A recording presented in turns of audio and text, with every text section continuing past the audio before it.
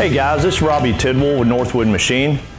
How many times have you ever had the operator of your CNC router come to you and say, hey man, it's not polishing this corner. It's not polishing this outside corner. And we throw that off to the tooling, or we throw it off to the part moved. Well, there's going to be a thing I want to show you today that you need to check on your machine. You know, if your machine's a year old or older, it's something you need to check and just make sure it's not a machine problem that's costing you money. It's costing you money and time. And what this is called backlash. Backlash is a movement of a component. It's a loss of motion. And sometimes the machine gets it because of the drive system. The drive system meaning a ball screw system or either a rack and pinion system has play in it. What I mean by that is, here we have a ball screw system. Sometimes if you get wear or you get play, the ball nut starts going out, whatever it may be. If you have play in that item, we need to check that and we need to get that problem solved because it's costing you money. So this is a precision ground ball screw. The other method of driving a machine is a rack and pinion system, is where you have a rack, which we have here, and you have the pinion. And basically what you have is two gears that are meshing together. This is a helical rack and pinion. And as it moves, what happens over a period of time is the two metals rubbing together causes wear. And by the wear, then it causes play in your machine. So if you have play in your machine, what is in turn is happening is you're damaging your tools and you're missing corners on parts. So let's say an outside corner, you may be missing that corner. And the reason being is we have two axes, two drive systems on each side of the bridge that is driving that bridge. They should be in sync. However, if I have play in one of the drives, one's going to be lagging behind the other one. And what that's going to do is it's going to cause a racking effect, which is killing the linear drive bearings. Not only with that, is causing more wear on the rack and pinion. This also plays right into the tools.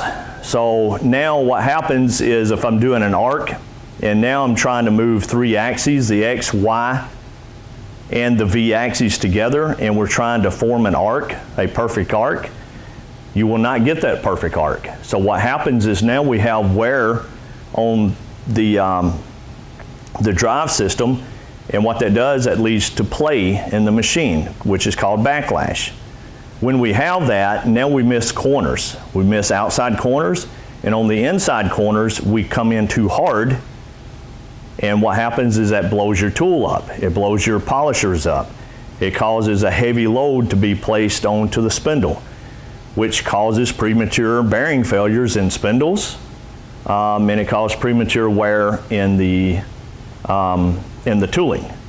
So it's costing you money as the owner of that shop. So today what I'm going to show you is how to check that on your machine. It's a very simple check, very simple check. So what we'll do is we'll go out to the shop and we'll check that. One thing to remember, guys, is a good fabricator is always learning.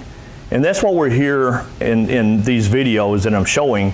I want to share some of the information that we have to make you a better shop and your equipment last longer and for you to be more productive. So now with that said, let's go out to the shop and let me show you how to check for backlash on your machine. All right guys, so all we need is the hand wheel, and we will need a dial indicator, which I've already got mounted onto the base of the machine. And all we're doing is putting the dial indicator up against the moving object, which is the bridge, and zeroing that out. Once we do that, you want to select the axes that we're going to move. In our case, it's the Y axis, and I'm going to select 10. That's going to be 1,000 increments. So every turn I have, every click of the hand wheel is going to move 1,000. So what we're going to do is we're going to move it in a positive direction. That would be away from me. We're going to move it 10 clicks. Right now the dial indicator is set to 0. So we're going to move it away, and we should come back and it should be at 10. Okay? And we are at 10. Now I'm going to move it back 10 clicks. If we do not have backlash, I should be right back at 0. And we're at 0. This is a 5-year-old machine. Northwood uses precision ground ball screws, which is the most accurate device in the industry for precision movement. We just showed you a 5-year-old machine with 0 backlash. You can now do this to all the other axes. I could go over to the Y-axis, I could check it, and I can also check the X-axis. So by doing that, that tells us if we have backlash in any of the movement. You can also do this with your rack and pinion machines to check and see. Again, it's very, very important as you, the owner, you check your equipment and make sure that it is in tolerance, that you do not have play in the machine drive system, because by having play in the machine drive system, all that's going to do is cost you money.